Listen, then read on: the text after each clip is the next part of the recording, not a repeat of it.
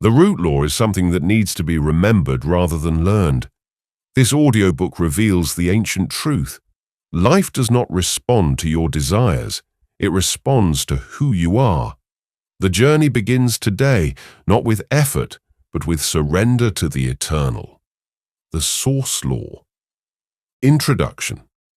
In antiquity, knowledge existed so pure and potent that people who came into contact with it were transformed. This insight was not derived from scholarly discussion or intellectual pursuit. It emerged from the quiet depths of existence itself. The source law. The ancients dubbed it the underlying current of all creation, the divine thread that runs through each moment of manifestation. You are presently at the brink of revelation.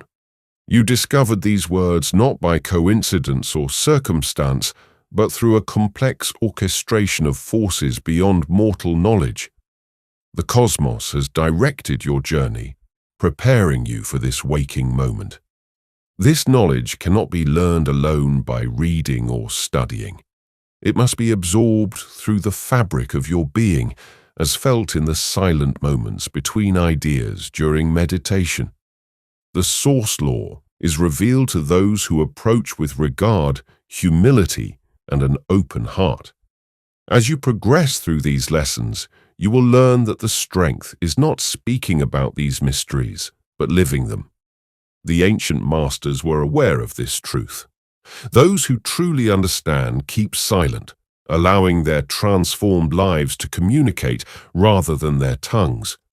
The route ahead of you requires judgment. These are not principles to be discussed at dinner parties or shouted from the roofs. They are spiritual communications that are alive and aware, responding to the level of attention they receive in the solitude of your heart. These truths will germinate and bloom into awareness that goes beyond words.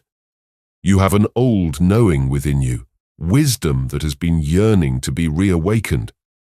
The source law is not new to your soul. It is a remembrance, a return to what has always existed. Let go of the impulse to analyze and categorize. Allow yourself to be a conduit for this everlasting power. Part 1. The Whisper of Awakening. Chapter 1. The Hidden Law. Little Ezekiel spent his mornings minding his father's sheep in the village of Pine Field. While mist hung over the valley bottom one morning, he observed an intriguing hole in an ancient oak tree. Reaching inside, his fingers brushed upon something soft and warm. He retrieved a medallion from the depths that appeared to pulse with its inner light as he held it. Knowledge entered his mind, not in words, but in waves of pure comprehension. In such naive moments of discovery, the source law is revealed. It functions not through complexities, but through the most basic of facts. The universe responds to your true essence, not your words or desires. This basic force goes through everything, arranging reality based on your silent signature.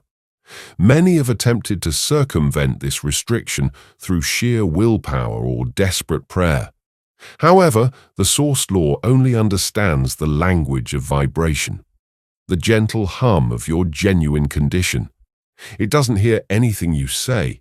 It feels like who you are, in the interval before thinking and desire, before the intention. Therein lies the ability to shape reality. This reality requires no belief, faith, or conviction. It's simple, like gravity. It works whether you realize it or not. Your role is not to turn it on, but to align with what has always been active. Clara, a seamstress from another village, knew the whispers of silk and wool. For years, she strained against the fabric of life, pushing her hopes and fears. Then one morning, she stopped her mental striving. She sat with her needle and thread, relaxing into pure presence. In that silence, everything changed. Orders flowed in effortlessly. Opportunities came as readily as air. The more she let up her control over events, the more life organized itself around her silence. Knowing Clara's story reflects an eternal reality.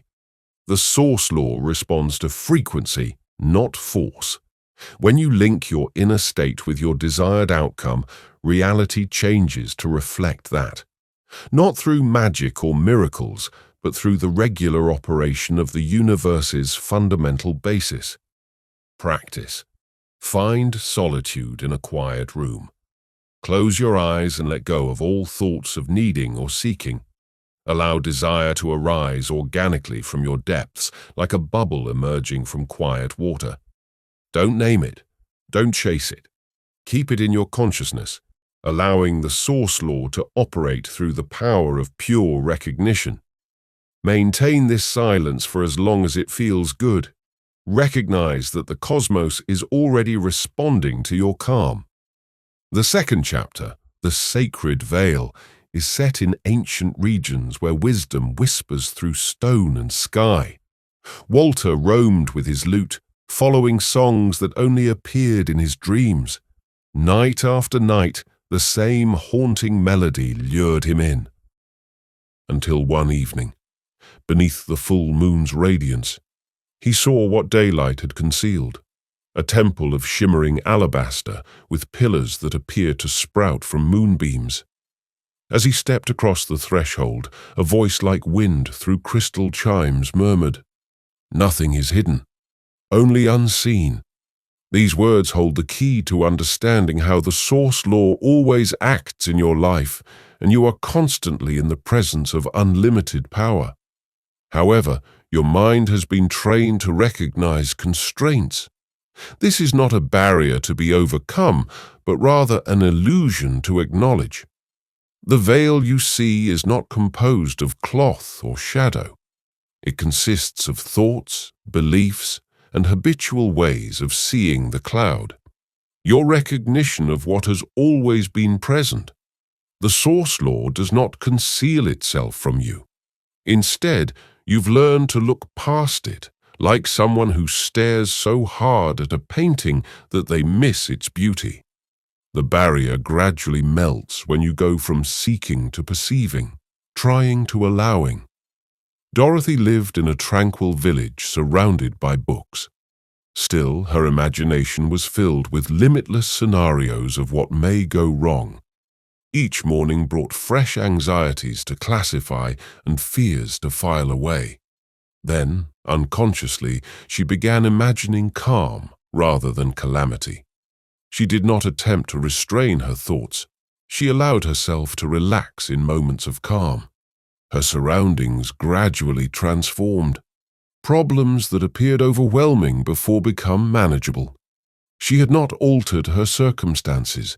She had altered her perception. In doing so, she aligned with the constant flow of the source law. Dorothy's experience reflects your potential transformation. You do not need to push the shroud aside. It evaporates automatically once you stop giving it power. Whether you realize it or not, you are always subject to the source law. Your awareness of it allows you to move in conscious alignment with its flow. Practice. Find a peaceful place and light one candle. Sit comfortably before it, allowing your breath to slow and deepen and your eyes to soften rather than strain. Gaze gently into the swirling flame, observing its tiny movements. Repeat these words with quiet confidence. I do not search. Instead, I see. Feel their truth echoing inside you. Allow the veil to naturally part as you maintain this posture of quiet receptivity. Like the eternal light of wisdom, the flame illuminates what has always existed. Continue this technique until you experience an inner shift and a deeper awareness of the ever-present source law flowing through you. Chapter 3. The Ancient Mind. In the misty highlands, time seemed to move differently. Edwin created watches with hands that knew secrets his brain had forgotten. Strange symbols appear in his nightmares every night. Circles inside circles, spirals that seemed to breathe, triangles that supported the weight of ages. Every morning he would sketch them with shaky fingers. Their message was just beyond his grasp. You too hold ancient knowledge within you. These teachings are not unfamiliar to your spirit. Though your mind may interpret them as a new revelation, the source law has communicated the truth since the first conscious breath was taken, and those who came before you understood it as naturally as they did the changing seasons in the peaceful depths of monasteries and temples. Wise people chiseled these facts into stone, not to keep them, but to remind those who would follow. They knew that waking was a return rather than a trip ahead. You're not learning, but remembering. The source communicates in a language older than words. It communicates through the symbols that emerge in your dreams and the unexplainable feeling that rises in your chest. Through the patterns you perceive in nature that appear to have a deeper meaning. These aren't coincidences. Memories are stirring in a little cottage surrounded by wildflowers. Hattie spent her childhood days conversing with what others classified as an imaginary companion. This presence, which she referred to as light, imparted wisdom that appeared to come from somewhere vast and ancient. Society taught her not to disregard these chats as juvenile or fanciful as she developed. However, decades later, as she sat in her garden, recollections of Light's teachings resurfaced, teachings that exactly fit the source's timeless ideals. Law. Your childhood probably has similar riches. Moments when the curtain was thinner, the truth could flow more freely. The source law has always been whispering to you through intuitive flashes and dreams that were more genuine than when you were awake. In calm meditation, coincidences occur that are too flawless to be chance. Ask yourself silently, what have I forgotten that I once knew? Allow your mind to return to those beautiful early years when wisdom flowed easily. Record whatever emerges from those depths. Fragments of memory, feelings, or ideas emerge from your deepest self. Do not pass judgment or evaluate what emerges. Some revelations may appear insignificant initially, like fragments of a larger reality waiting to be assembled. Trust that each whispered memory contains a seed of the eternal wisdom you previously knew so well. This technique helps you to rebuild the link between your current understanding and your youth's clear views. Chapter 4. The word before the world in the forgotten valleys, where old wisdom still resides. There lived a hermit named Samuel who hadn't spoken in 30 years. Each morning, he would go to the hallowed stone surrounding his meager home. There, with old hands, he traced invisible letters into the surface, messages that no one could see, but every heart might feel. Those who passed through the valley began to get unexpected blessings. Crops thrived without rain. Without medication, illnesses disappeared, and joy erupted without reason. Nobody could explain these wonders, yet they were all linked to Samuel's silent right. You must comprehend that every word you speak causes ripples in the fabric of creation. The universe makes no distinction between casual chat and conscious creation. It responds to all vibrations equally. Your words are like seeds planted in the rich soil of manifestation. Each evolves into the reality you most commonly encounter as you wander through life, tossing words carelessly like pennies thrown into a wishing well without aim. They fill the air with empty statements, complaints, and meaningless utterances, oblivious that each syllable determines their fate. The power of invention is diminished in an ocean of empty chatter. Ruth's caustic tongue and loose lips were well known in the coastal town's bustling marketplace. Her business was previously brimming with exquisite items from faraway locations. But as her gossip became more common, her fortunes began to dwindle. Customers wandered away, expensive silks faded to rags, and money corroded beneath her never-ending flood of speech. Ruth didn't understand until an elderly sage went through buying nothing and offering everything. He muttered, "Your words are gold. Why waste them on meaningless stories?" Ruth cherished her words as if they were a valuable jewel ever since. She talked only to create, bless, and manifest. Within months, her shop had evolved into a temple of abundance, born out of sacred quiet. This story reflects your personal experiences with the power of speech. Every word you say produces, destroys, increases, or decreases the space between thoughts. The source of great power can be found in the space between breaths. Silent knowledge predates spoken truth. Practice. Start with a sacred day of stillness. From sunlight till sunset. Allow each unheard word to create power within you. Consider how the world changes when you stop wasting energy through idle conversation. Then, as the day ends, stand perfectly motionless in front of a mirror. Take 3 deep breaths to center yourself and speak with complete clarity and confidence. Deliver a carefully chosen sentence.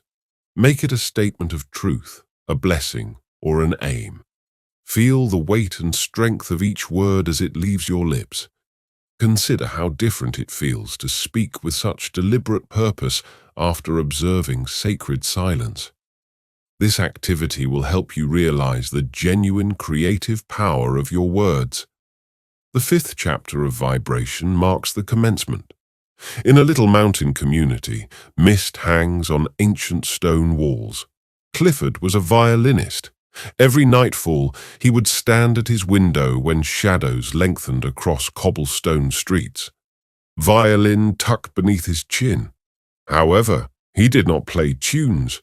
He played a single pure note that appeared to tear the very fabric of existence. On one such evening, a widow called Margaret walked beneath his window. Her heart was heavy with loss, and her world had turned grey. Clifford's notes filled the air. Something changed within her. The vibration reached not her ears, but her whole being. Her anguish gave way to a serene peace, as if the note had straightened her entire being. The source law functions through the precision of frequency rather than the confusion of raw emotion.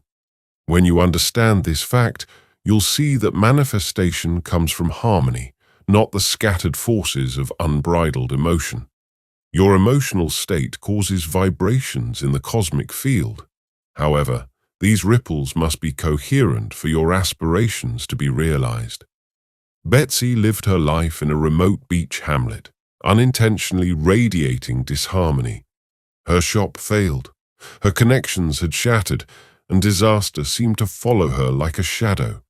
She blamed circumstances, fate, and even people, unaware that her internal turmoil created a frequency that drew exactly what she feared. Until one morning, while watching waves crash on the shore, she noted how each had an excellent beat. Her understanding was aroused. Waves move in harmony. She discovered that her energy could be tuned. Day by day, she learnt to modify her interstate.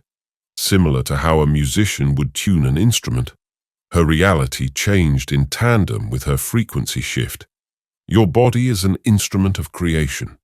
Every idea and feeling vibrates outward, touching the limitless field of possibilities. When you are in disharmony, you attract turmoil. When you align yourself with harmony, the universe responds accordingly. Practice. Start each morning by choosing a calm place where you won't be interrupted. Sit comfortably and hum a low, soft tone that resonates deeply within your chest cavity. Feel the vibration as it spreads throughout your body like ripples on quiet water. As you continue to make this sacred sound, consider tweaking your energetic field and modifying your frequency to match the cosmic harmony. You are tuning the heavenly instrument of your being like a master artisan carefully tunes an instrument. Make this your daily ritual of alignment, a time when you intentionally tune in to the cosmic melody that surrounds you. Chapter 6: Sacred Alignment. In the calm hills beyond the city walls, Thomas crafted wood with hands that knew more than his intellect. As dawn painted the workshop in gentle gold each morning, he would stand in front of his workbench and take long breaths, allowing his spirit to settle into perfect peace. You must comprehend. The law answers not to what you claim you want, but to the entirety of your existence. Thomas realized this knowledge by feeling the grain beneath his fingertips. When his heart was delighted, the wood seemed to sing beneath his tools, surrendering to his touch like water. However, when wrath or uncertainty clouded his spirit, even the softest wood became obstinate and unyielding. This is the essence of alignment. When thought, emotion, and action all work together, most people seek manifestation solely by willpower, wondering why their ambitions remain far. However, the cosmos only reacts to harmony. When your ideas gravitate toward wealth while your heart trembles in dread of scarcity, you cause disharmony. When your words express faith, but your actions demonstrate uncertainty, you scatter your power. Nancy's story reflects this eternal truth. She prayed every night for years, beseeching the heavens for health and vigor. But underneath her words of trust lay a great fear of sickness. She consumed foods that promised healing while envisioning sickness. She spoke about well-being while preparing for illness.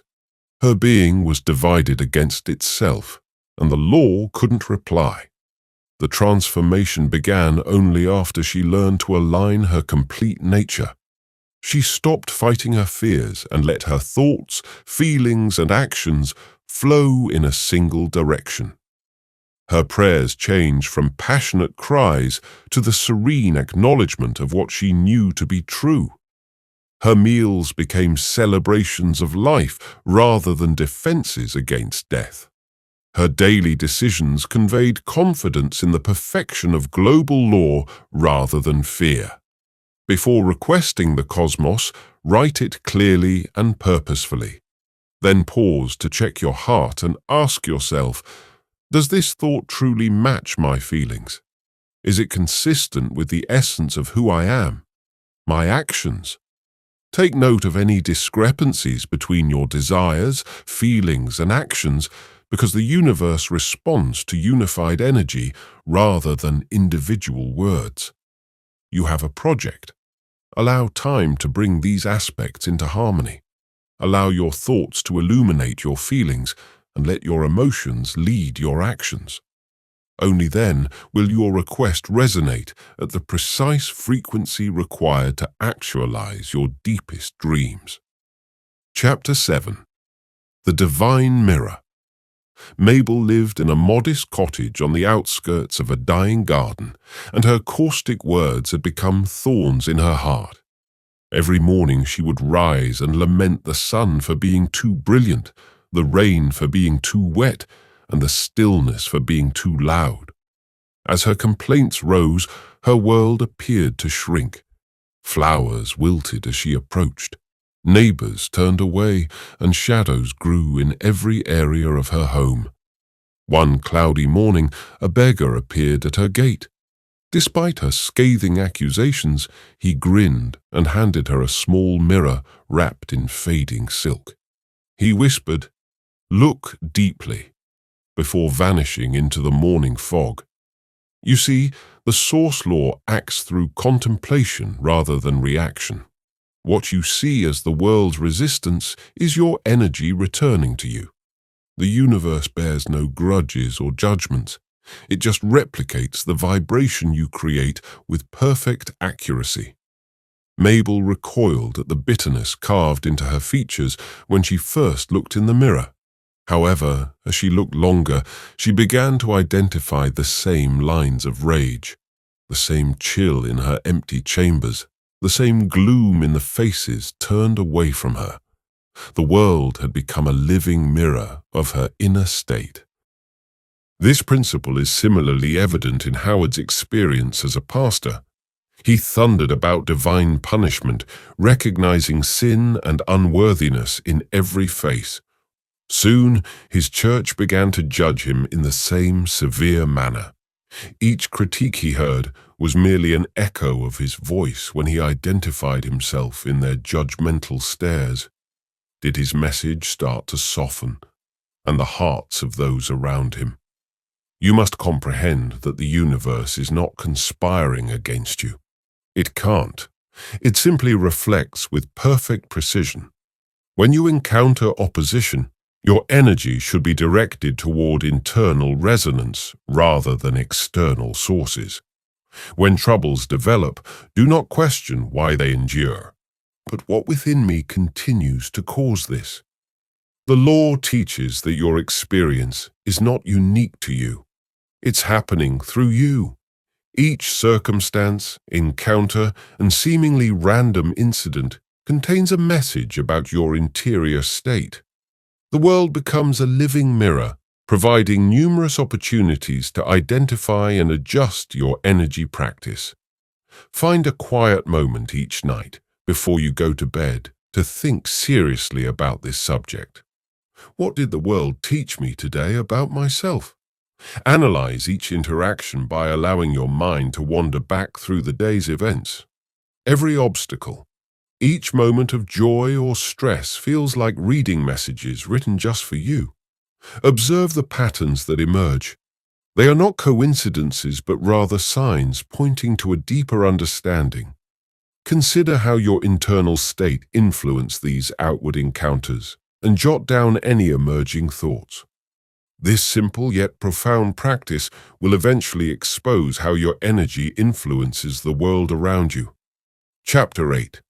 Desire is divine. In a remote community, mist clung to ancient stone walls. Young Frances awoke every night from the same dream. A golden door shone with otherworldly brilliance. I called to her through the veil of slumber.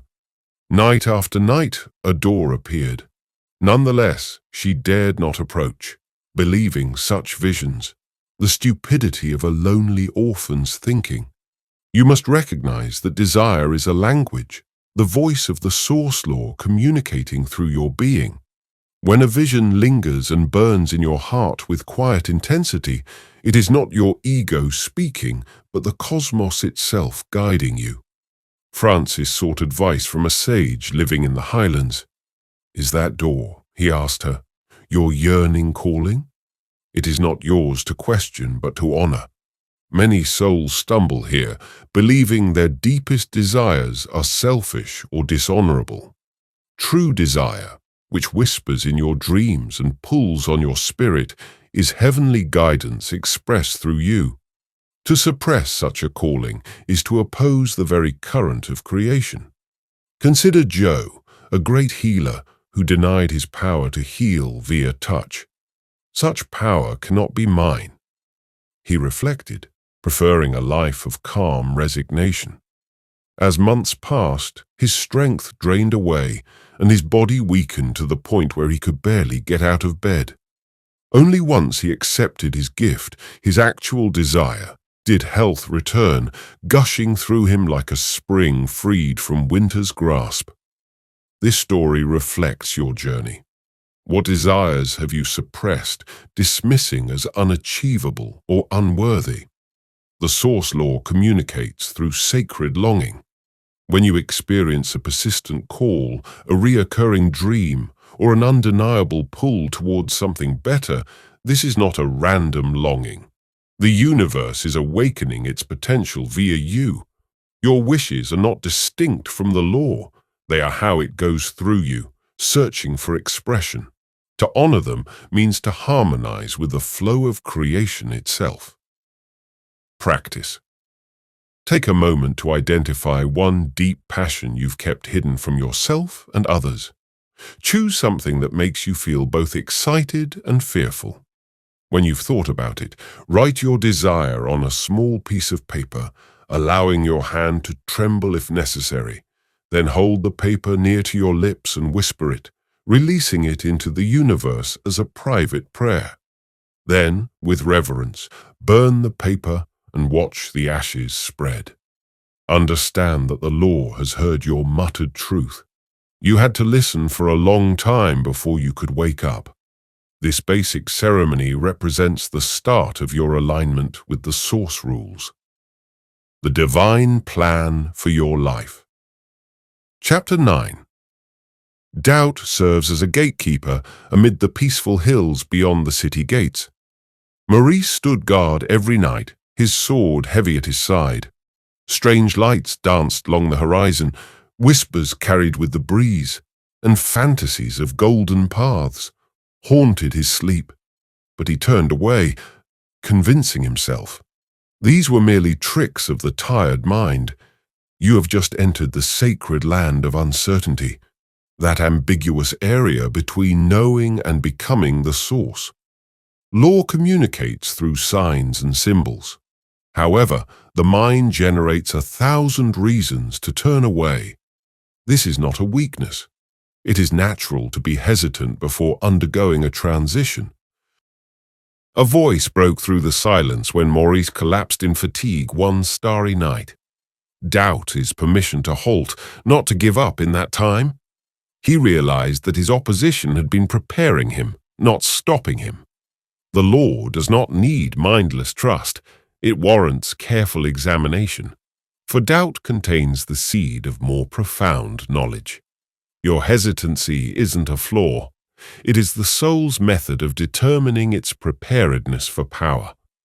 Edna, who had been given healing power, fought with comparable shadows in a remote valley. Her hands could relieve pain and heal wounds, but she feared others' judgment. What if they mock my gift? She wondered. However, as her uncertainty grew, so did the evidence surrounding her.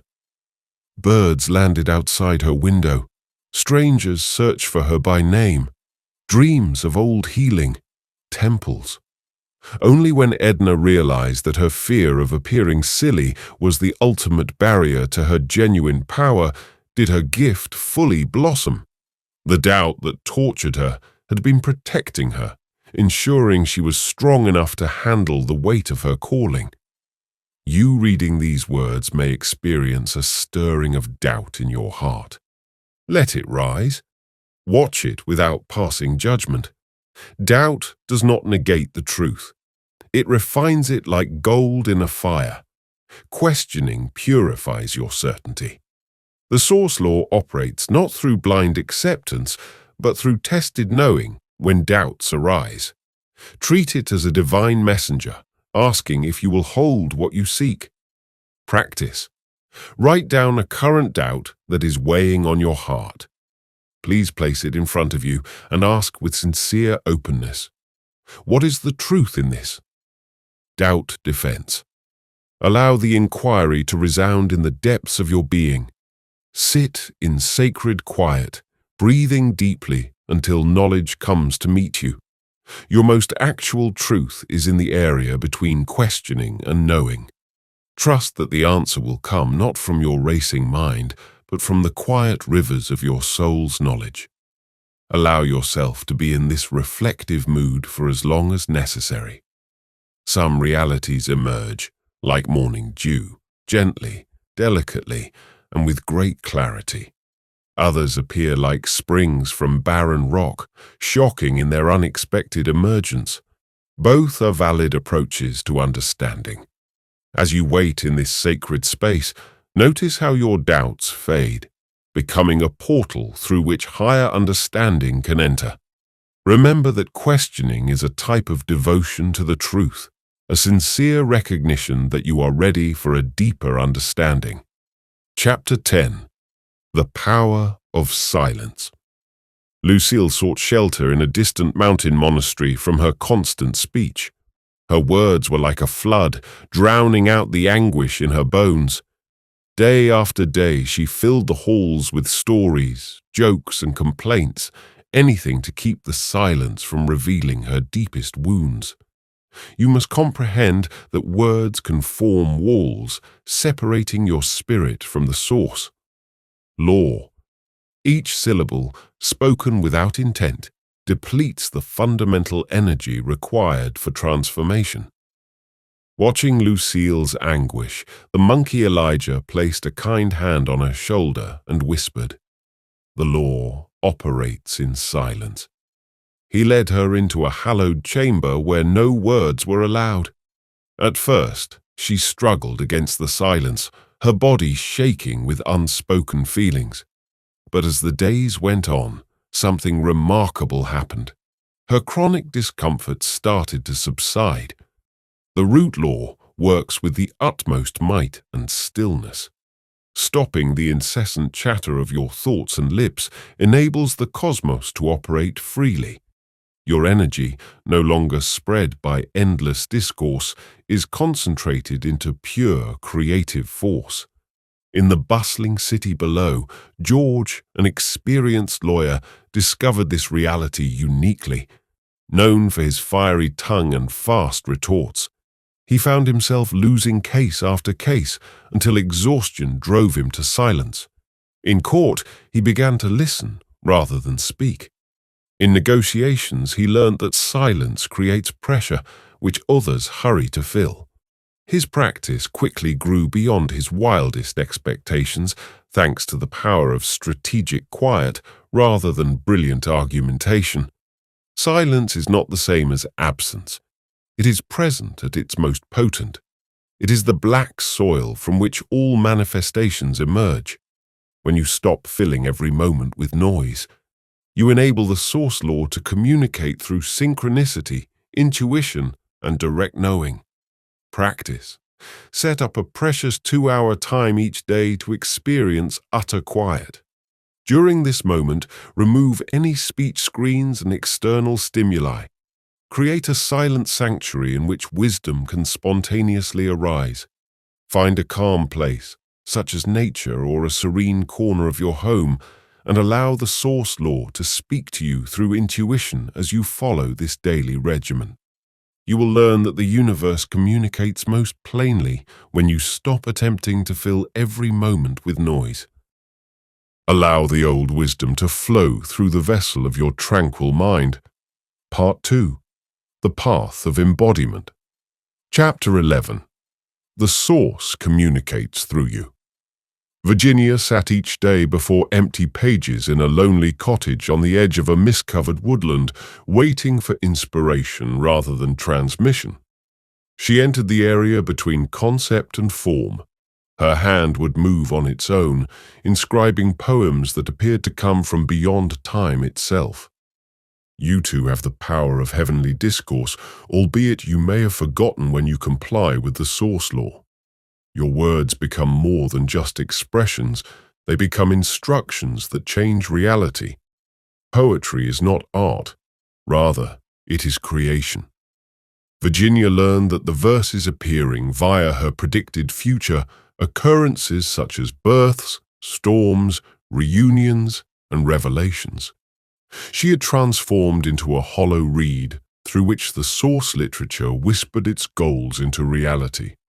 This is the ancient truth. Pure speech, free of ego, becomes the very language of manifestation. Patrick, a modest shoemaker, lived in the village below her hut and worked in reverent stillness. Every morning he would whisper one blessing over his instruments. These hands provide superb service.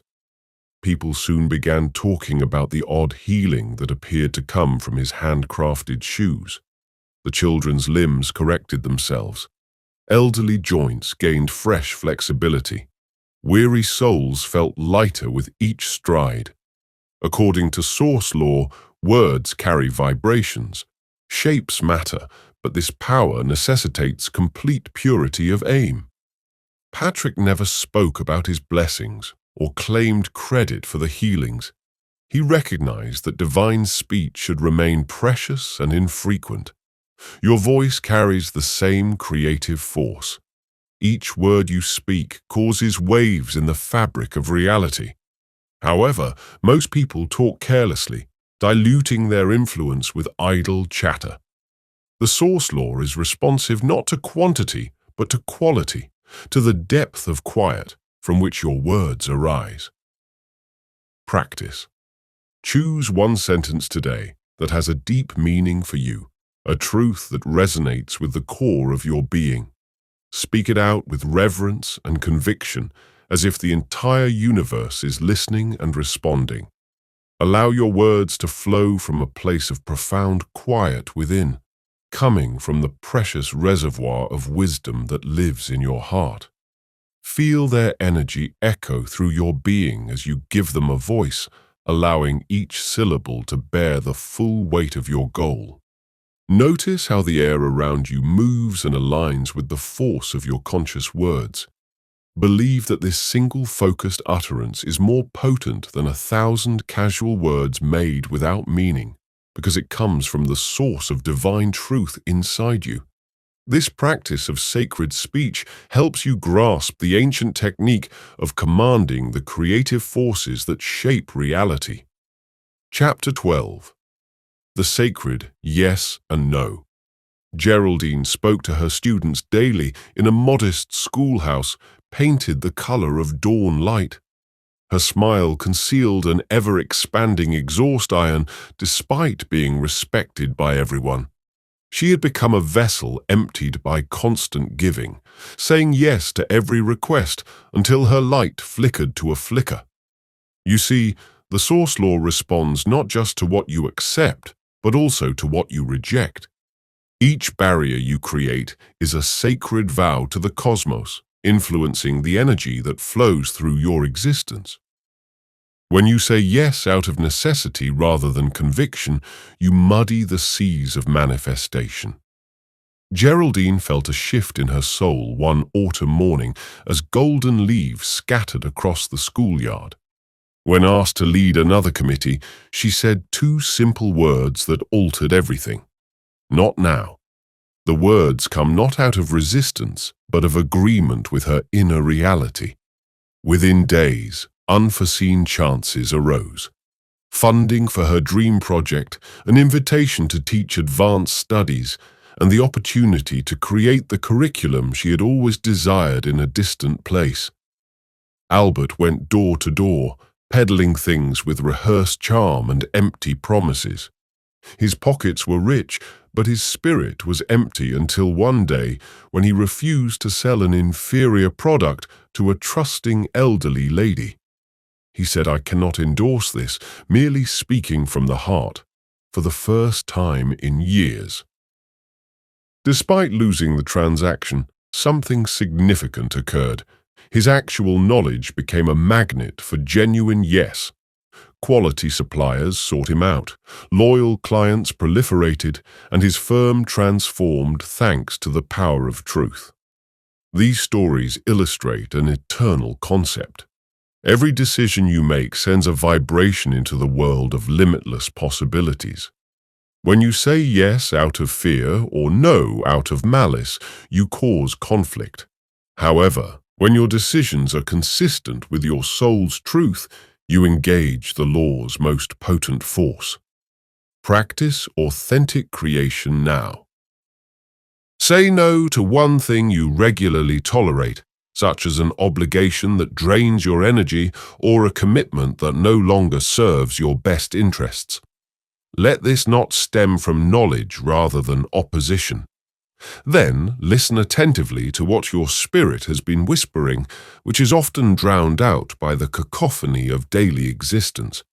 Say yes to what your soul yearns for, whether devoting time to a beloved creative endeavor, reaching out to someone who inspires you, or simply sitting in sacred quiet. This practice of conscious choice helps you connect your actions with your authentic self. And by doing so, you unleash the law's transforming potential in your life. Chapter 13. Mental Shadows. Eleanor's hands would glow with healing light in the silent depths of the night as she cared for those who sought her help. With each miracle passed through her, a shadow of doubt developed in her heart. The more powerful her powers got, the more she questioned her ability to use them. You must comprehend that the source law works with flawless precision. It cannot reveal what you secretly believe. You do not deserve it. Your conscious wants may aim for the heavens, but your inner beliefs say not for me. The universe must respect the underlying reality. Within you is a massive network of unconscious agreements. Contracts are inscribed in the ink of old scars, childhood messages, and unspoken anxieties. These subconscious ideas impact your reality more than your voiced requests or prayers. In Eleanor's lowest hour, as she considered giving up her healing work entirely, a figure of shadow and starlight appeared in her nightmares. It whispered that you could not keep what you secretly despised, revealing the fundamental truths that had escaped her. She resisted her strength, considering herself unworthy of such a spiritual connection. Stanley, a baker whose bread brought joy to everybody who tried it, became locked in a loop of near success. When prosperity loomed, his business would mysteriously stall. The source law reflected his profound conviction that wealth would poison his basic bliss. He realized the source of his aversion until he confronted the early memories of his father's warnings about the rich. The law of attraction responds to what you know rather than your hope. When you have unconscious feelings of unworthiness, scarcity, or fear, these become the blueprints upon which the universe constructs your reality. However, these shadows do not need to be persistent. They only exist till light shines on them. Your objective now is to become an archaeologist of your own mind. What beliefs are buried beneath your desires? What ancient agreements are still binding your energy? The source law awaits your discovery and dissolution of these concealed contracts. Practice meditation. Ask yourself, what notion within me says I don't deserve what I want? Write down the first thought that occurs without judgment or hesitation. Allow your pen to flow across the paper while your inner wisdom talks. The simple process of observing your thoughts will begin to dismantle the ideas that constrain you. Remember that the solution that appears is not your ultimate reality. Still, instead, it is a shadow waiting to be transformed by your conscious awareness. Continue this technique regularly until you feel the old beliefs losing their hold on your spirit. Maintain your self-compassion while you do this sacred excavation. The beliefs you uncover may have previously acted as protection, but they are now ready to be released. Some may date back to childhood, while others are more recent wounds. All or some guests to the great temple of your consciousness. With each revelation, exhale deeply and affirm. I'm now releasing this belief with love and thanks for its lessons. Your dedication to this practice will eventually pave the way for fresh, empowering truths to emerge in fruitful soil. Before we begin the next chapter, you may acquire a free ebook edition of this audiobook by clicking the link in the pinned comment below. Watch this video. Chapter 14 discusses wealth as a frequency. Mildred quietly kept her flower store in a tiny town where roses bloomed all year. Her register rarely contained more than a day's earnings. Abundance moved through her life like water. She lived gracefully, free from the concerns that beset those who measure their worth in numbers. You see, money begins as a vibration within your soul. The source law responds to your inner vibration rather than your bank statement. When you resonate with abundance, the universe has no choice but to match your vibration. Most people pursue success through hard work, numerous calculations, and meticulous preparation. True abundance, however, arrives through a completely different entrance. It comes naturally to those who have perfected the skill of feeling wealthy before wealth arrives. Mildred was never concerned about tomorrow's bread. Her focus was entirely on the joy of arranging flowers, on giving beauty without effort or plan. Everything she needed appeared at the right time. A gift of produce from a delighted customer. An unexpected inheritance presents a crucial opportunity. Clayton, a prominent banker, lived on the opposite pole. His mind was always occupied with data and forecasts. His nights were dominated by market volatility. Despite his enormous holdings, he exuded a sense of scarcity. The more he grabbed for fortune, the more diluted he became. After losing everything in a market meltdown, Clayton came across something extraordinary. As he let go of his obsessive desire for money and began to enjoy his life again, abundance returned, multiplying beyond his previous holdings. The source legislation was instructing him. Joy attracts, dread repels. This truth remains forever. The cosmos responds to your frequency rather than your deeds. You attract abundance when you exude an accurate, effortless, and complete sense of richness. Practice. Spend 5 minutes each morning creating a feeling of riches before acting. Sit perfectly still as dawn breaks. When the veil between worlds is the thinnest, close your eyes and take deep breaths, letting each one carry you deeper into your presence. Allow yourself to believe that you are incredibly wealthy in every cell of your being.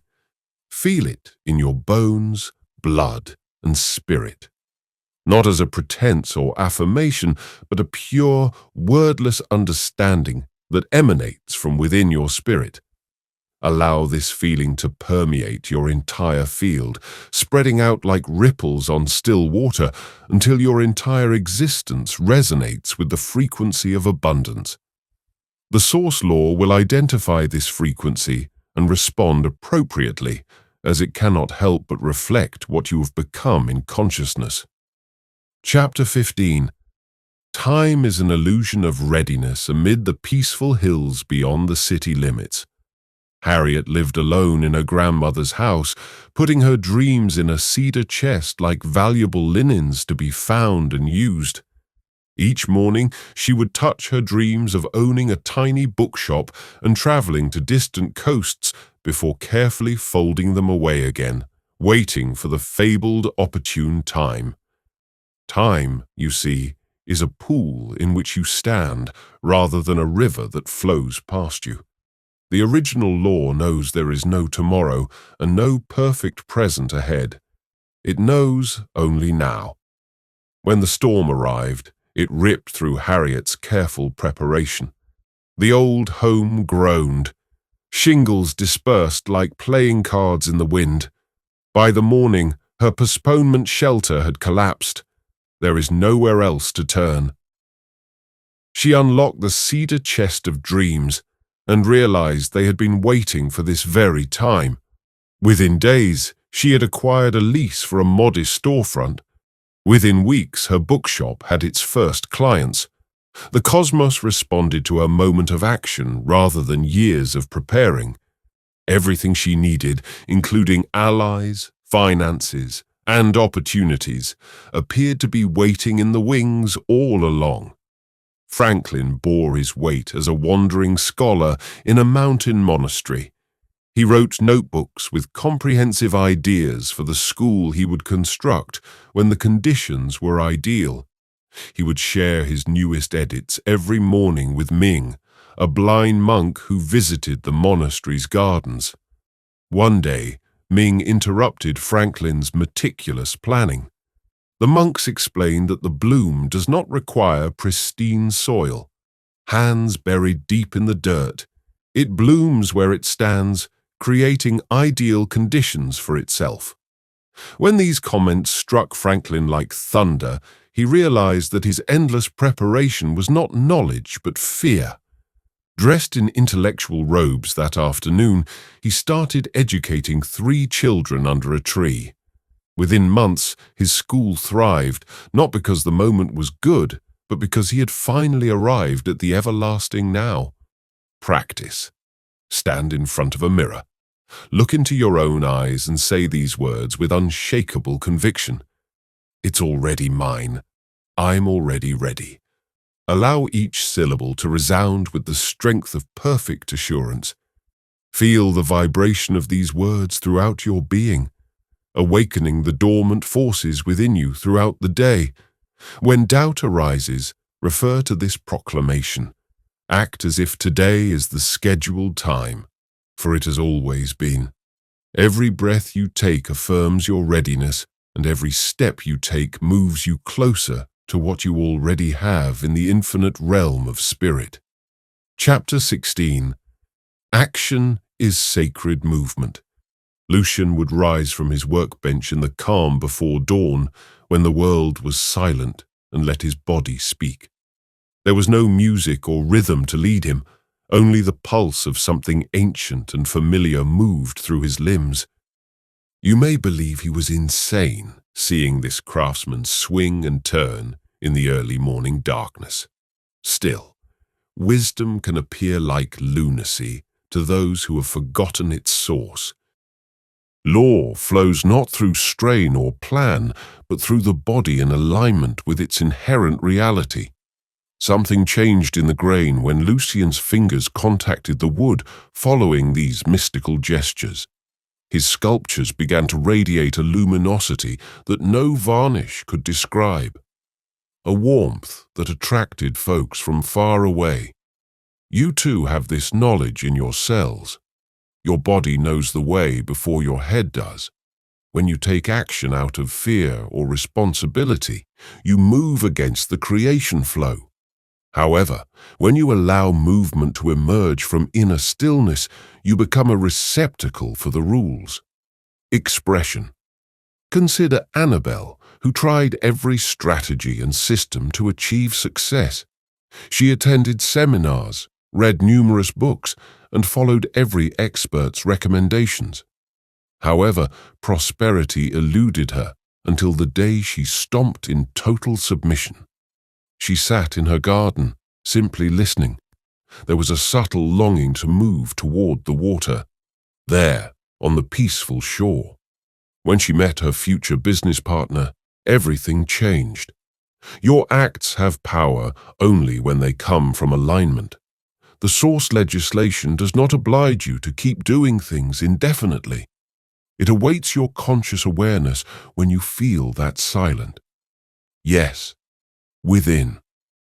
When your body starts moving as if drawn by an invisible thread, you discover the dance of creation. Practice.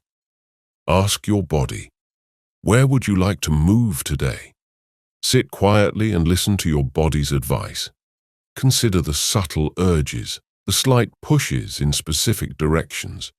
Your body contains ancient wisdom that your intellect cannot understand. Follow the answer that emerges, whether it leads you to the mountains or merely turns your face toward the light. Even if it's just one step, each movement contains the seed of transformation. Trust in the divine dialogue between your consciousness and your body, because it connects you to the timeless dance of creation. Chapter 17. The Circle of Creation. Nora discovered a truth as old as creation in the sacred craft of glass blowing. Before touching her instruments each morning, she would sit in complete silence, allowing visions to form in her mind's eye.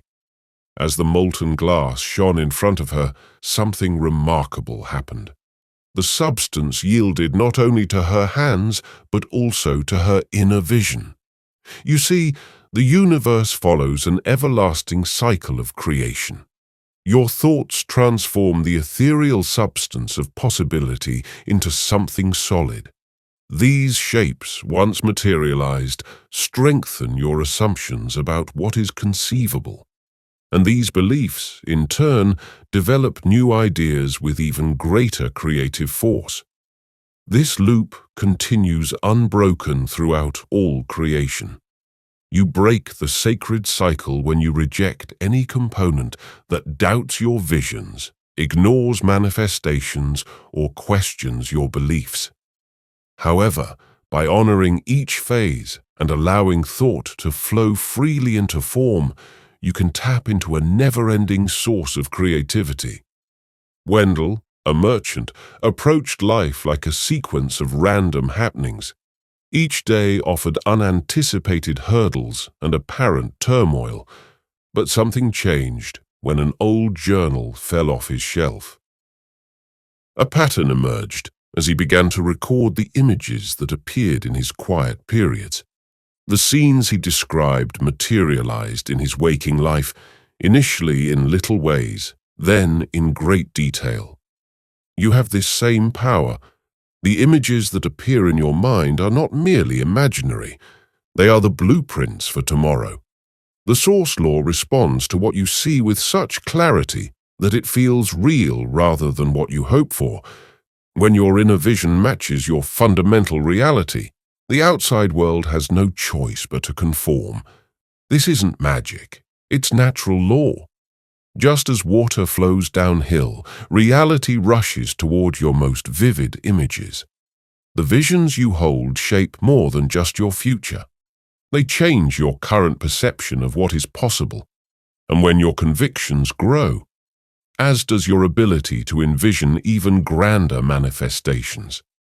This is the never-ending dance of creation, which continuously flows through you. Practice. Write a vision for tomorrow morning as if it has already occurred. Describe every detail with the surety of recollection, not hope. The warmth of the sun on your face, the taste of your morning beverage, peaceful satisfaction in your heart. Feel these sensations now, knowing they're already in action. Create an image so vivid that your mind cannot distinguish between fantasy and reality. Then watch as the law responds, bringing your clear vision into physical reality with equal surety. The morning follows the night. This is how tomorrow turns into today, with the power of your intentional creation. Chapter 18. The Gate Guardian. Florence found herself standing in front of an ancient gate late at night. Its surface was carved with markings that appeared to move and dance under the moonlight. A figure came from the darkness. Silas, keeper of the threshold. His eyes knew of the centuries. Florence's experience lets you observe the profound truth that awaits every seeker, the gateway to your subsequent growth. As Florence faces Silas's riddles, you are on the verge of transformation. The source law delivers these moments not to obstruct your path, but to ensure you are fully prepared for what is ahead. What is more important to you than what you want? Silas asked Florence. She responded with trained knowledge, but the gate remained unmoved. Only when she spoke from the heart. My becoming caused the first lock to be released. The source law operates through authenticity rather than performance. Each challenge you face serves as a guardian, asking whether you are truly prepared. Not in understanding, but in substance. Not in appearance, but in reality. Peter, who graced innumerable stages with borrowed assurance, learned this lesson via challenging experience. Night after night, he wore the mask of success, spouting affirmations he didn't believe and claiming power he hadn't earned. The cosmos answered quietly, only after he stripped aside his pretense and stood naked in his truth. Did the source law begin to act on his behalf? The barrier is unyielding to force or ingenuity. It leads only to the truth. Your current problem, whether in riches, love, health, or purpose, stands as Silas did before Florence. It seeks the truth rather than the correct response. The source law tests sincerity, since manifestation is dependent on authenticity. When you encounter resistance, remember that you are standing on a sacred threshold. The guardian seeks not your might, but your surrender to the truth. Practice. Write down one challenge you're facing. Whether in relationships, career, health, or spiritual development, ask yourself in the quiet sanctuary of your heart, what truth is this gatekeeper waiting to hear from me? Allow the question to linger in your mind until an answer emerges from deep within. Remember that the universe answers not to what you believe you should say, but to what connects with your most profound truth. This practice may be painful, but truth frequently lives in the regions we are hesitant to explore. However, only by facing it will you be able to pass through the transformational gate. Chapter 19. The Secret Within. The Secret. In the flickering candlelight of her chamber, Agnes bent over ancient parchments, her quill gliding with practiced accuracy. Night after night, she meticulously recreated sacred passages, each stroke a meditation. However, something stirred within her, causing awareness to grow with the setting light as the moonlight shone through her window. Previously, invisible symbols appeared on the scrolls, brimming with ethereal wisdom. You're now standing where Agnes was at the point of deeper comprehension. The source knowledge you have come to know is only the first layer of an infinite mystery, like a crystal that reveals new facets as it rotates in the light. Each principle includes worlds within worlds. When you first encountered these teachings, you experienced a vibration of silence and aligned action. You must now pierce the veil to perceive the more subtle truths beneath. The law of attraction is not just about attracting things to you. It is about realizing that everything already exists in complete wholeness. Henri, whose hands created illusions on stage, lived between what appears and what exists. Night after night, he created wonder for his audience, learning the art of misdirection. However, as his fame grew, so did his internal struggle. His exterior illusions were exact reflections of the fantasies he told himself about merit, power, and what was achievable. One evening, Henri spotted his reflection in his dressing room mirror while preparing for his largest performance. In that moment, he saw through his own deception. The true magic was not in his tricks. It was the removal of all pretense. When he took the stage that night, he did not perform as an illusionist, but as a channel of truth. The audience witnessed transformation rather than trickery. As Henri discovered your trip with the source, legislation must transition from accumulation to revelation. The question is not, what else must I learn? But what veils are still blocking my vision? Practice. Choose one of your favorite teachings that have previously moved you deeply or prompted a moment of understanding. Reread it this time. Approach it like you're peeling back the layers of an infinite onion. Consider what this also means. What more profound truth exists behind the surface? Then, sit in stillness and let your inner wisdom emerge. The first meaning that struck you was just a gateway. Now, step through it to find the chamber beyond. Listen with both your mind and your spirit. The most powerful revelations for the second layer of truth that awaits your discovery are frequently the result of peaceful reflection rather than the initial knowledge. Chapter 20 speaks. It is located deep in an ancient forest, where shadows hide mysteries and trees talk about wisdom. Matilda walked in quietly. Her anguish had taken away her voice, leaving only emptiness where words formerly existed. She walked through life for months without speaking, until the forest led her to a secluded cave, a natural haven formed by time and water. Something stirred inside her spirit in that precious location. A single phrase emerged from the depths of her being. Life began as a whisper left her lips. It observed the cave's essence increasing and altering. The reverberation reverberated throughout the darkness. Sleeping birds awaken, lazy foxes stir, and the hidden creatures of the wood emerge. Her voice, reborn with strength, had compelled existence to react. You are now at the same threshold of power. The source law operates not via repeated repetition or desperate pleading, but through the absolute unity of your being. When desire, belief, and speech align, and every cell in your body vibrates in unison with your words, creation bends to your will. Eugene, who had previously dismissed such concepts, found the reality in the quiet hours before morning.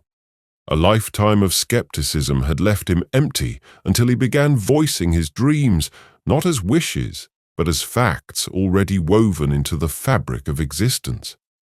Each morning he would announce one fact and live as if it had already happened.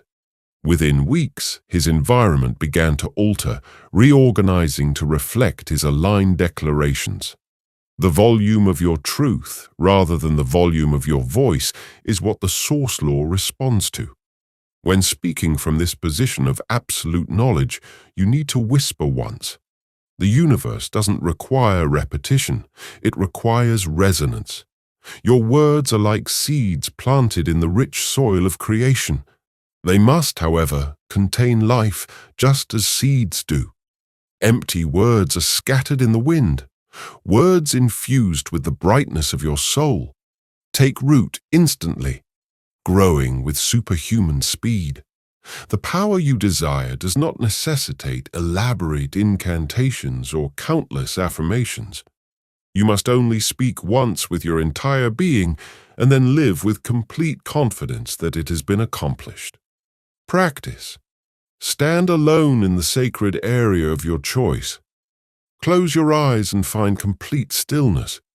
When you feel the time is appropriate, say simply one sentence that declares your new reality with firm conviction. Allow this assertion to emerge from the core of your being, bearing the full weight of your truth. Speak at once. That is all that is required when you align with the boundless force of creation. Then proceed throughout your day with the absolute knowledge that it has been completed, that the universe has heard you, and that the wheels of manifestation are now in motion. Your responsibility is to live from this point of wholeness, allowing your proclamation to unfold in divine time. Part 3. The Master's Silence. Chapter 21. The Invisible Crown. Lyle lovingly maintained the public gardens in a little town where autumn leaves danced across quiet streets. He arrived before dawn every morning, murmuring to the flowers while he worked. He noticed something unusual beginning to happen. Strangers would pause in their hurried journeys to gently bow their heads, making what appeared to be respectful gestures. When you completely connect with the source law, an unseen crown rests on your head. Not one made of gold or jewels, but of light, a beacon others perceive before they understand. This fact was revealed to Lysel one night in a dream when streams of pure light descended and formed a circle of illumination above him. After waking, he realized that actual authority does not require a pronouncement. The source law acts through frequency rather than force. Those who have blended with its power exude an aura that compels attention without demanding it. This is not fake authority based on titles or positions. It is normal to feel reverence for someone who has recognized their divine ancestry. Consider Evelyn's journey, which echoes this fact. She formerly filled rooms with a continuous discussion about her spiritual discoveries, seeking approval through words. However, an incredible shift occurred when she learnt to maintain her authority in silence. Those who had previously turned her down sought her counsel. She'd learned something you should now understand. Authentic spiritual force draws, but never pursues. This principle addresses the heart of manifestation. When you embrace your truth, the universe conspires to acknowledge it. You do not need to declare your wisdom or demonstrate your merit. The law recognizes its own, Through you, it addresses others, transforming your presence into a silent teaching. Your peace becomes a light. Your assurance creates a bridge for others to cross. This isn't pride. It is the inherent brightness of someone who practices universal truths. Pad for 10 minutes daily with the stance of someone who knows. Watch how the world reacts. Let your steps be thoughtful. Your spine is straight, and your gaze is solid but soft. Consider how others unconsciously make way, how curiously they look at you. Feel how your quiet conviction causes a tiny adjustment in your environment. This is not a demonstration of pride, but of embodying your strength. The cosmos will reflect exactly what you portray as you walk. Is one in line with the truth? Truth acknowledges and welcomes you in return. Chapter 22. Reality submits to you. In the busy streets of an antique market, Horus would dance every day, his feet dancing on the ancient cobblestones. Initially, he did complex routines, observing the faces of the crowd for approbation, measuring his worth with copper coins thrown his way. Yet something changed within him one morning, a remembrance of why he initially started dancing. You must comprehend this critical truth. The source law responds to who you are rather than what you do. When Horus stopped performing and became the dancer, the wind seemed to move with his movements. Children stopped to stare, not at his actions, but at the light emanating from his being without demanding a single coin. His cap overflowed without drawing notice. The crowds assembled in reverent stillness. This is the secret that has evaded countless seekers. Embodiment, rather than effort, drives creation. When you strain to manifest, you lose the exact essence of what you desire. The law is waiting for you to surrender to knowing. Let June's narrative further illustrate this principle. For years she searched for love, making innumerable attempts to establish her worth. Her feverish efforts produced only reflections of her lack. Then came the morning when she sat peacefully in her garden, overcome with the overwhelming realization of her fullness. Within days, suitors flocked to her home, drawn not by her seeking, but by her certainty. You see, the cosmos yields to those who stop chasing it. This isn't passive waiting. It is in active alignment with what you already have. When you stop the arduous dance of proving, forcing, and seeking, reality gracefully reorganizes around your focused knowledge. The law responds to your current state rather than your desired state. Horus dances solely for the love of movement, while June believes in her inherent worth. You must become the frequency of your desires, no work, no strain. Simply the serene conviction that you are on your way to achieving your goals. Allow this wisdom to settle deeply. The world does not need to be convinced of your value. It is simply necessary to observe your alignment with what is already true. When you stand in this situation, you know the universe has no choice but to adapt to your certainty. Practice. Visualize one aspect of your life bending towards ease. Watch it give, soften, and flow like water, following its natural way. Say nothing. Take no action. Just know with absolute clarity that this transition is already underway. Allow your inner understanding to become as normal as breathing, as unavoidable as daylight succeeding night. In the sublime calm of pure trust, experience the peaceful power of your aligned mind. Chapter 23. Don't cast pearls in a village surrounded by hazy hills. Gertrude awoke every morning with sights that cut through the veil between realms. Her dreams contain messages from the source itself, providing guidance to people seeking her advice. Nonetheless, in her zeal to share these hallowed visions, she talked too freely. flinging pearls before others who didn't recognize their worth. You must understand this timeless reality. The wisdom revealed prematurely loses its power. The source law follows a holy cycle of concealment and revelation. When Gertrude revealed her visions to skeptics who scorned her gifts, the delicate thread that connected her to the holy realm frayed. Her dreams, once intense and meaningful, faded into regular sleep. A sage appeared at her door, his eyes filled with ancient knowledge. He muttered, "The sacred must only be spoken in sacred spaces. What flows from the source is intended first for the vessel that receives it. The purpose of holy confinement is not to limit sharing, but to conserve power. When you receive insight into the solitude of your soul, it must first take root within you before it can be used to benefit others." Benedict, a wise man renowned for his insights, discovered this fact via terrible experience. He would generously share wisdom at every meeting, explaining and explaining until his words lost their meaning. His authority dwindled with each casual share until he realized those who spoke the least wielded the most power. Only when Benedict learned to wait for the appropriate moment, only when called upon did his words regain their transformational power. He found that advice offered selectively bears the whole weight of the law with it.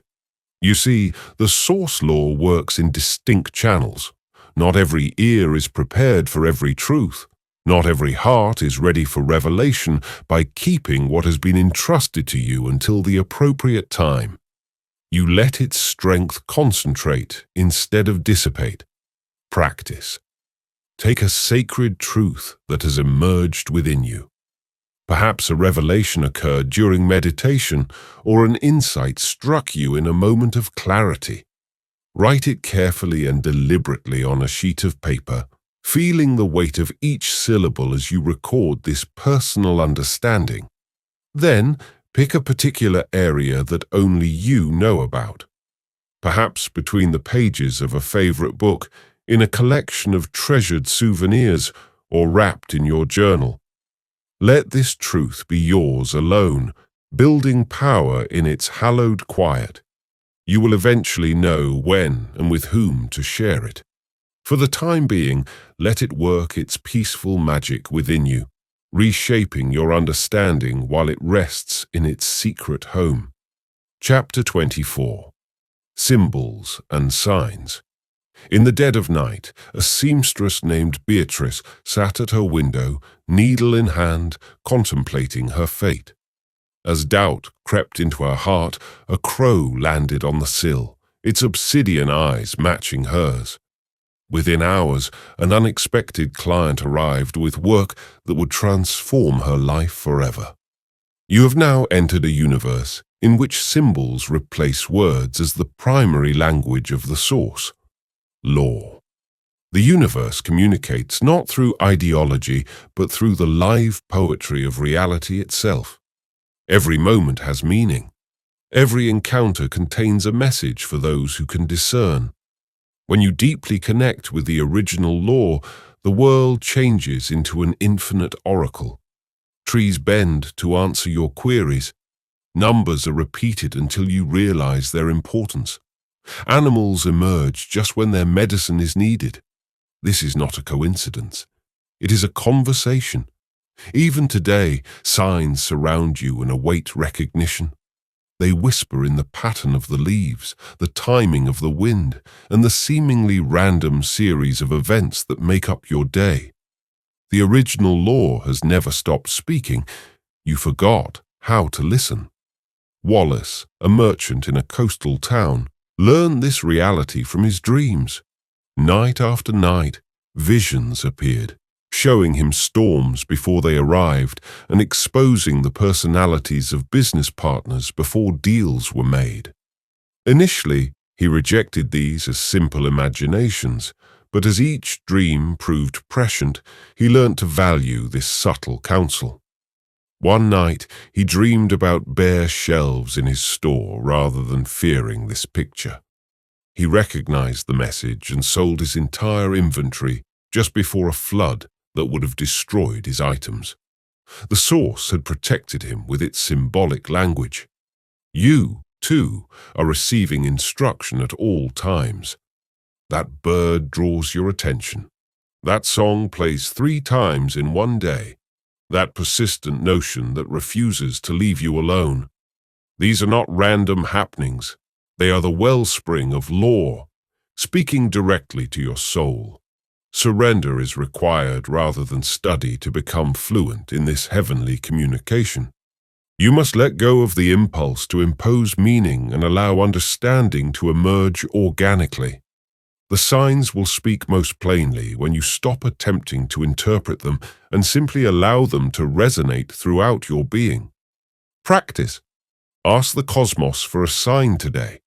Make this request with true openness, releasing any expectations about the form the response might take. Then, stay still and accept it without attempting to control how. Trust that the message will arrive at the right time and in your soul's required format.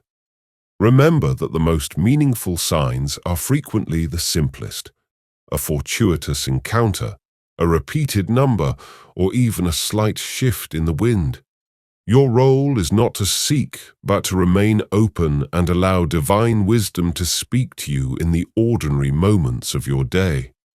Chapter 25. Radiance without effort. Martha's fingers danced across ivory keys in a dimly lighted music hall. For 50 years she had received standing ovations, but now her hands trembled with age. The music, which had previously flowed naturally, now felt forced and mechanical. That evening, I believed no one was watching. She closed her eyes and played for the same reason she had come to the piano in the first place: delight. As a child, when you let go of the urge to prove yourself to the world, you must come to terms with this truth. You unleash a power far bigger than ability or effort.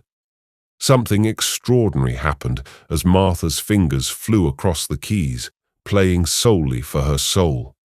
The notes started to shimmer with an ethereal resonance. Those who had gathered to practice in other rooms were drawn to her music, and tears streamed down their cheeks without understanding why. The source law operates through authenticity rather than performance. When you connect with your true nature, you become a conduit for something far more potent than raw skill. This is about surrendering to the essence rather than mastering the technique. Irving, a quiet merchant, discovered the same principle differently. For years, he had tried every tactic to entice customers: extravagant window displays, ingenious marketing for smiles. Nonetheless, folks walked by his store without a glance. One day, tired of the effort, he started arranging his shop in ways that made him happy. He placed items where they felt natural, hummed as he worked, and smiled only when his heart told him to. Within a few days, individuals began to linger at his window. Within weeks, his shop was known to be where people felt oddly uplifted. Irving had stumbled on the secret. True magnetism stems from authentic being, not doing. You cannot fake your presence. Alignment cannot be faked. The root law responds to what you embody rather than what you project. When you live according to your innermost truth, you automatically emit a frequency that people recognize, even if they cannot identify it. This is not a skill to perfect, but rather a state to remember. Your natural glow develops not through effort or practice, but by allowing yourself to be who you are. With that permission, you become a beacon, not by attempting to shine, but by being okay. Practice. Do something today just because it makes your soul happy. Choose an activity that makes your heart sing without regard for the end or goal. Perhaps it is dancing while no one is looking, creating art without the goal of sharing it, or simply resting in nature to connect with the limitless. Allow your pure, unbridled delight to become the message you send to the universe.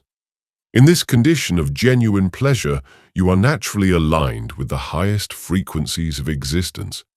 Your brilliance in these times of sheer emotion says more than any carefully constructed character could. Chapter 26. Protect the flame in a little community surrounded by old hills. Oscar ran his candle shop with practice and success. Misty dawn. A traveling mystic approached, holding a flame unlike any other. Its light sparkled with golden blue hues that appeared to reveal ancient secrets. The mystic said that this was no ordinary fire. It embodies the essence of creation itself. Safeguard it well, for as it burns, so destroy your connection to the source. You must comprehend that your inner light and spiritual frequency require the same level of protection. Just as Oscar learnt to protect this precious light from brutal winds and pounding rain, you must also protect your energy from the numerous influences that might fade it during winter storms and summer squalls. Oscar maintained a vigil. He realized that the flame was weakened by outward threats and his inner state of being. When fear entered his heart, the flame flickered. When his focus wandered, it diminished. When tiredness took hold, it was almost extinguished. In this way, the sacred fire taught him the most essential truth about spiritual law, your state of being. Is everything considered, Lucinda, whose presence used to light up spaces effortlessly? People sought her advice, drawn to the peace she exuded, but she eventually allowed her energy to disperse. A little concerned here. There's a bit of drama there. Hours spent in situations that sapped her light. Her glow dimmed so gradually that she barely noticed, until one day she no longer felt the warmth of her spirit. Lucinda relearned what Oscar had learned from his sacred job only in retreat, that your vibration is the foundation of all manifestation in the absence of a protected inner state. Even the most strong intentions disperse like seeds in a storm. The source law cannot flow through a leaking vessel. This teaching stands out above all others. Guard your inner flame as if the universe relied on it, because it does. Every thinking that dims you, every relationship that drains you, and every situation that dulls your radiance. These aren't just inconveniences. These are spiritual catastrophes that require a quick response. Your energy, your inner light, is the currency of creation. When you protect it with the same devotion Oscar demonstrated with the sacred flame, you will discover that everything you desire to manifest flows from this power source. But first, you must become the protector of your frequency. Practice. Choose one cause of energy leakage, such as a draining relationship, a depleting habit, or an atmosphere that saps your soul. Remove it entirely today, with no hesitation or compromise. Make this sacred act your first step toward becoming a dedicated protector of your inner fire. When you take decisive action to seal these spiritual leaks, you signal to the universe that you are dedicated to protecting the divine flame within. Remember, this isn't just a suggestion. It is an essential act of self-preservation that pervades the very fabric of existence. Chapter 27. The Master's Mirror. Delilah sat in perfect tranquility every morning in a calm garden where roses flourished without being tended. She had long stopped teaching in the customary style. After discovering a more profound truth, presence speaks louder than words. People would be drawn to the bench beside her while she rested for no apparent reason. Tears would start to flow. You will approach the same power threshold when you fully embody the source law. Your sheer presence serves as a trigger for waking in others. This is not anything to do. It's a being. The light you've created within yourself automatically illuminates what others have overlooked. They maintain alignment with the source. You become a living mirror. Those who meet you feel a stirring within them, a reminder of their divine essence. Their tears are not of grief, but of awareness in your presence. They remember who they are.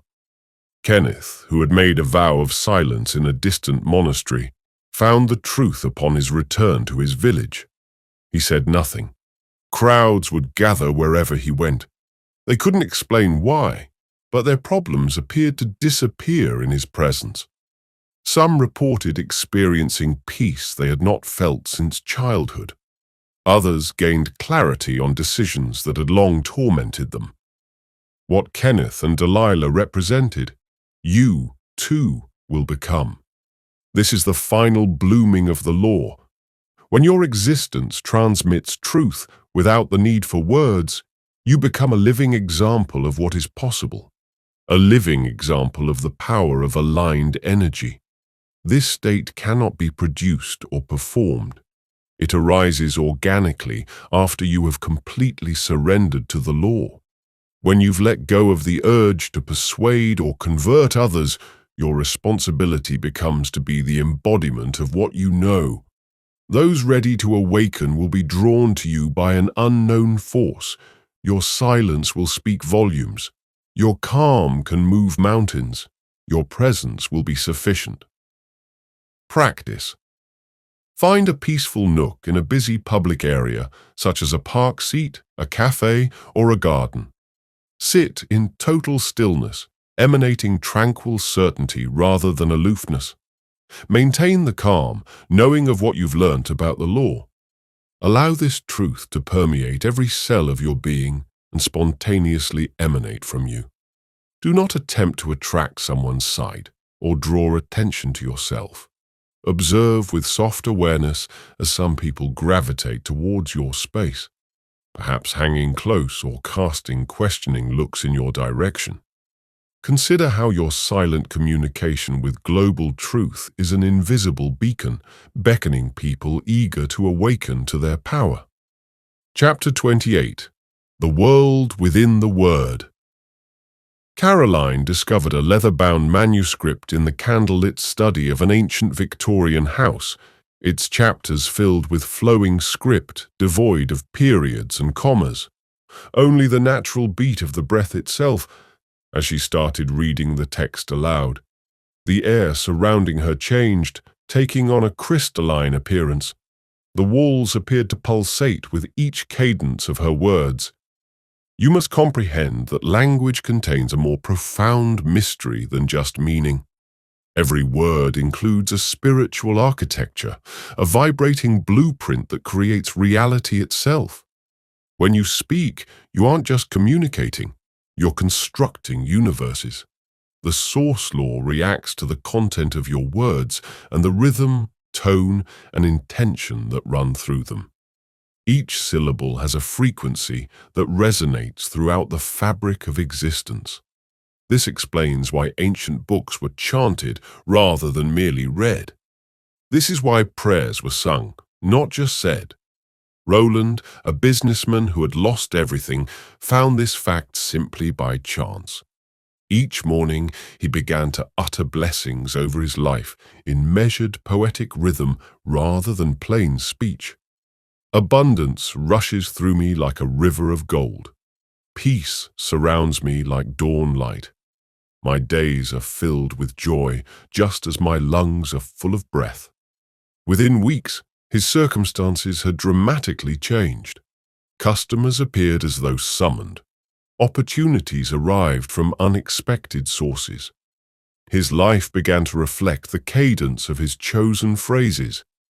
His metamorphosis demonstrates a fundamental reality. Conscious communication is not a casual conversation. It is a sacred rite. When you talk with intention and rhythm, you practice an ancient form of creativity. The universe is constructed around rhythm. Heartbeats, planet rotations, and quantum field pulses. When your words match this cosmic meter, manifestation accelerates. You must view your speech as a ceremonial performance. Each word you say causes ripples in the invisible architecture of reality. The source law awaits your conscious command, but it is most potent when stated with reverence and rhythmic intention. Practice. Write a single sentence that fully expresses the life you want to manifest. Make it clear, robust, and comprehensive. Every morning and evening, say these sacred words aloud with deep reverence and intentional rhythm, allowing your voice to vibrate with the cosmic vibrations that shape reality. Feel each sentence vibrate through your essence as you proclaim your truth to the universe. This daily habit of conscious speech will direct your energy toward the specific reality you want to create. Chapter 29. The Final Veil. Maud died in a little hamlet packed with dried herbs and ancient cures. Her breathing became shallow as fever seized her. Her world's walls began to collapse. However, what happened was not the end, but rather an awakening. The solid form surrounding her turned transparent, revealing the brilliant energy that had always existed beneath the surface of things. Maud did not die in that moment of surrender when she let go of what she believed to be true. She remembered that you had traveled far to get to this realization. However, what you seek has always existed with you. The source law is not a force to be harnessed or a power to be acquired. It's your very essence. You, like Maud, have lived beneath a curtain of apparent separation. This illusion of separation has served you well, allowing you to experience the path of remembering. But the time has come to remove the final barrier. The source does not pass through you. You are the source that manifests itself in form. Every breath you take represents the cosmos breathing. Every notion you think is a creation. Thinking creates new shapes. Reuben, a dedicated seeker, spent decades praying to a distant deity, until one morning, in profound silence, he heard his voice speak with unparalleled authority. In that instant, he realized his prayers had been like messages to himself. He stopped beseeching and started announcing, realizing that the voice of creation had always been his. This is not a lesson to be learned, but a reality to remember. You have never been separated from the source. You have imagined separation so that you might experience the thrill of returning home to yourself. All spiritual seeking has led to this recognition. The seeker and the sought are synonymous. The law of attraction, manifestation, creation. These are not strategies to learn. They are expressions of your true essence.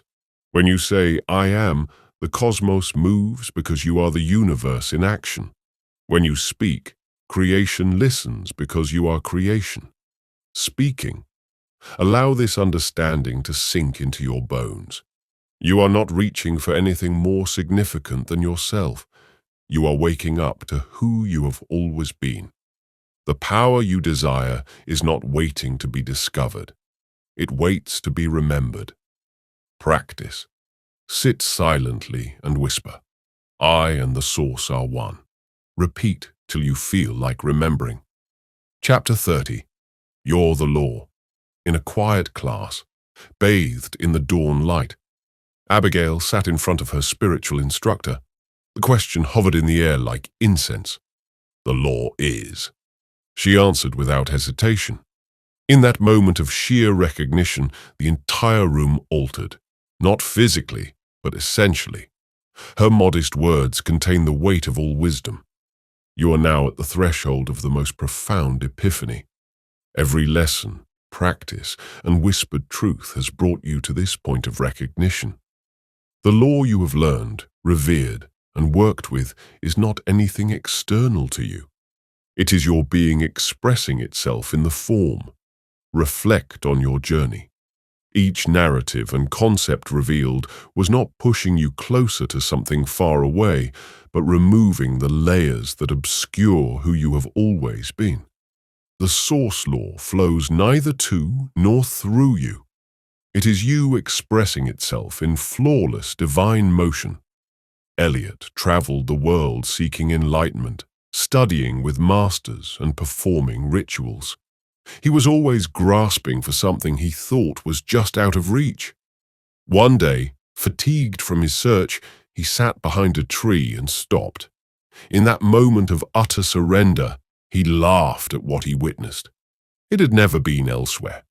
He was just what he was looking for. This truth can't be taught. It can only be recalled. Your thoughts are what the universe thinks. Your aspirations drive creation, calling itself to new shapes. Your voice represents the law.